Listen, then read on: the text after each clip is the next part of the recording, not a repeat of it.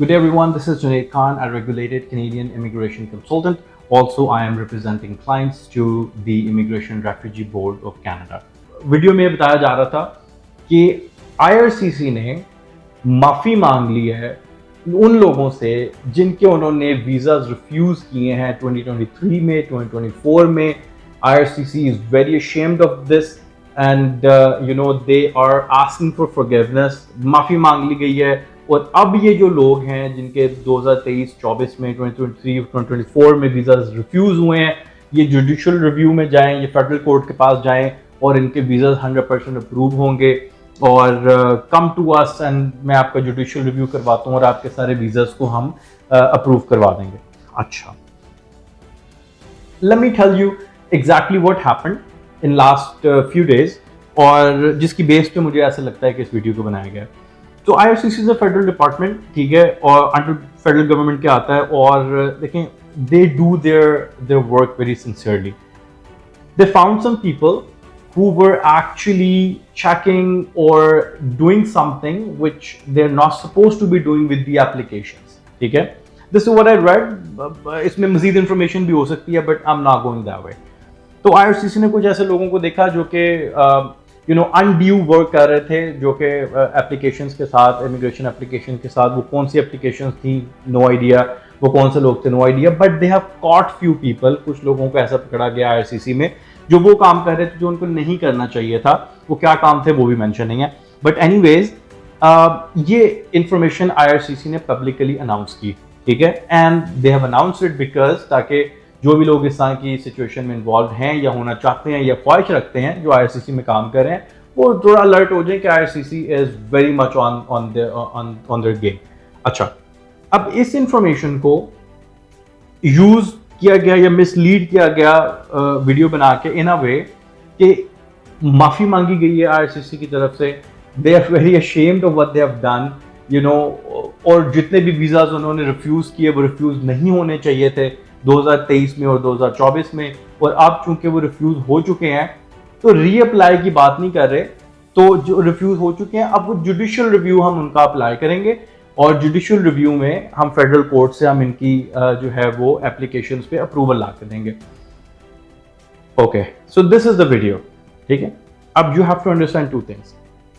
Number one, अगर तो ये वीडियो कोई कनाडा में बैठे हुए लॉयर बना रहे हैं to do the judicial review of the application, make some sense, ठीक है. पास दी अदर इंफॉर्मेशन कि वो कब रिफ्यूज हुए और क्यों हुए और IRCC ने माफी मांग ली और उन्होंने तौबा कर ली, नो, उस इंफॉर्मेशन को साइड पर रखें. अगर कोई लॉयर कनाडा में जुडिशियल रिव्यू की बात कर रहा है, it makes sense. Why? Because they are the only people who can actually do the judicial review, ठीक है. I myself is an RCIC and IRB licence holder. मैं IRCC को डील कर सकता हूँ, मैं IRB को डील कर सकता हूँ. Myself not even cannot deal with the judicial review applications because judicial review की application में Federal Court of Canada involved होता है और जहाँ पे Federal Court की बात आती है you have to be a licensed lawyer in Canada, किसी भी province में अगर आप बात कर रहे हैं.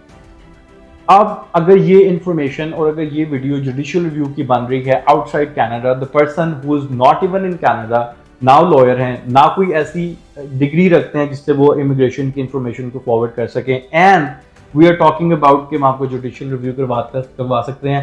There is something wrong with it. I am telling the general public के सारी कि किस तरह से जुडिशियल रिव्यू का प्रोसेस होता है. नंबर वन, कोई माफ़ी नहीं मांगी गई, कोई IRCC शेम नहीं है. हाँ, जो चीज़ें हुई थी उनको उन्होंने रोका. वो किस चीज़ में इन्वॉल्व थे, nobody has any idea about it, but वो involved थे, that's why IRCC caught it. अब ना तो उसमें विजिट वीजास की बात हुई, ना 2023 की बात हुई, ना 2024 की बात हुई, लेकिन जुडिशियल रिव्यू करवा लें जिनके हुए हैं और अब उनका 100% वीजा लग जाएगा.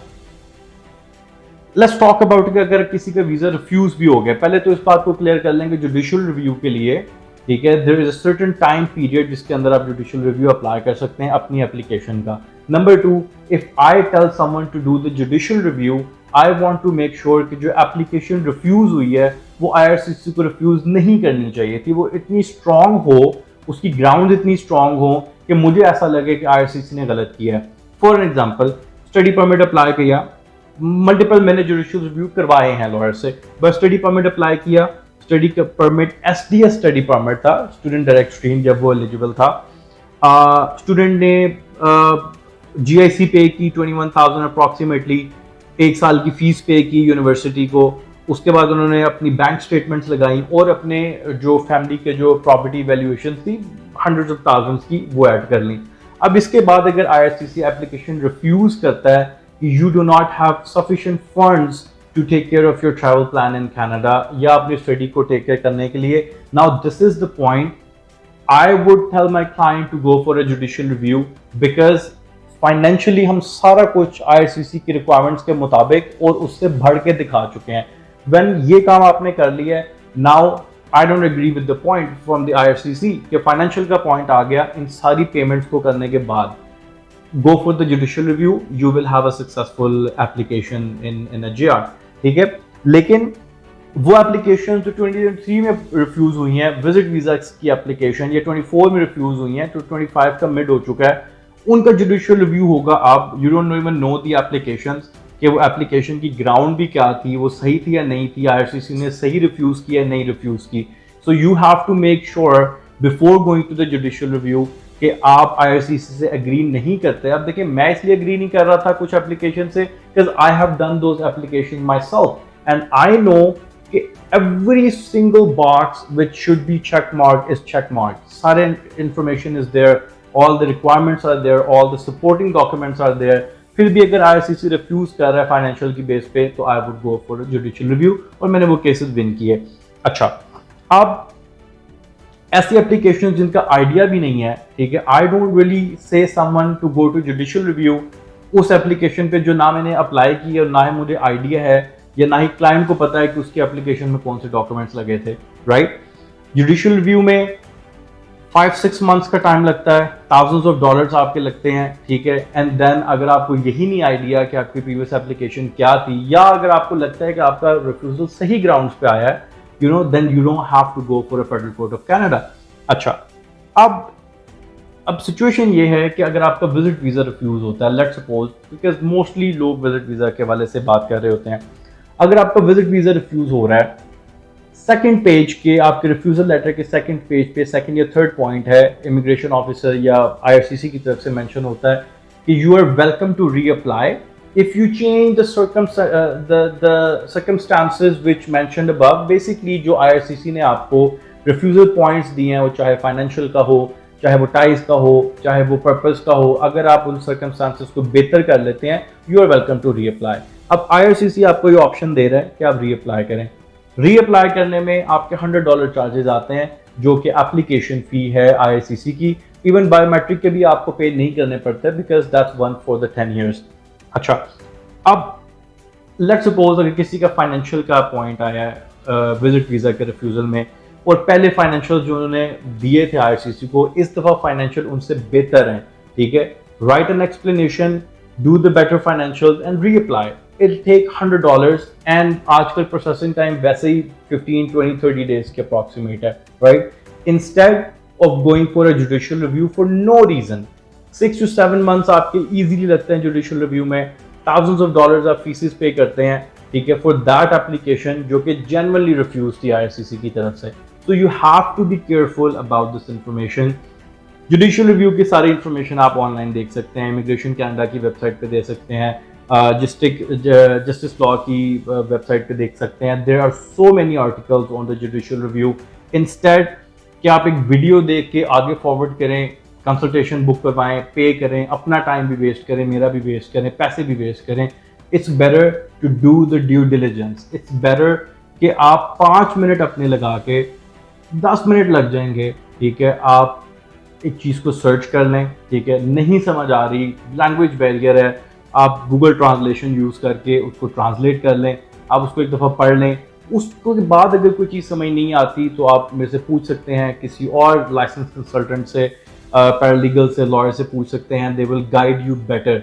इंस्टेड कि इस तरह की वीडियोस को देख के आप अपना डिसीजन बनाएं जुडिशियल रिव्यू में जाने का, जो कि 2 साल पहले रिफ्यूज़ हुई हैं, और यू डोंट इवन नो कि उनका ग्राउंड्स क्या था, क्या IRCC ने आपको सही ग्राउंड्स पर रिफ्यूज़ किया या नहीं किया।